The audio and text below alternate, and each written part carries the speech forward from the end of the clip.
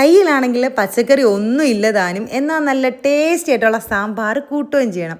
അങ്ങനെയുള്ളവർക്ക് പറ്റിയ നല്ല ടേസ്റ്റി ആയിട്ട് ഈസി ആയിട്ടൊരു സാമ്പാർ ഉണ്ടാക്കാം.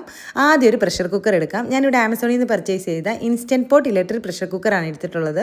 അതിലേക്ക് വെളിച്ചെണ്ണ ഒഴിച്ച് കൊടുക്കാം. ഉലുവയും കടുകും ഇട്ട് പൊട്ടിച്ച് കൊടുക്കാവേ. നമുക്ക് ആദ്യം തന്നെ ഇതങ്ങ് താളിച്ച് വെക്കാം. അതാകുമ്പോൾ സിമ്പിളാണ്.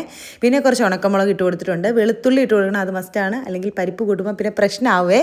പിന്നെ കറിവേപ്പില ഇട്ട് കൊടുത്തിട്ടുണ്ട്. ഒരു സവോള അരിഞ്ഞ് ഇട്ട് കൊടുത്ത് വയറ്റി എടുത്തിട്ട് സാമ്പാർ പൊടി ഇട്ട് കൊടുത്ത് കുറച്ച് മഞ്ഞപ്പൊടിയും കൂടെ. എന്നിട്ട് അതിലേക്ക് തക്കാളിയും പച്ചമുളകും ഉരുളക്കിഴങ്ങും ഇട്ട് കൊടുത്തു. പിന്നെ നമ്മൾ പരിപ്പ് കഴുകി വെച്ചിട്ടുണ്ടായിരുന്നു, അതും വെള്ളവും കൂടെ ഒഴിച്ച് കൊടുത്തിട്ടുണ്ട്. പുളിവെള്ളം ഒരല്പം ഒഴിച്ച് കൊടുക്കുക കേട്ടോ. നമ്മൾ തക്കാളിക്ക് പുളി ഉണ്ടാകുകൊണ്ട് കുറച്ച് മതി.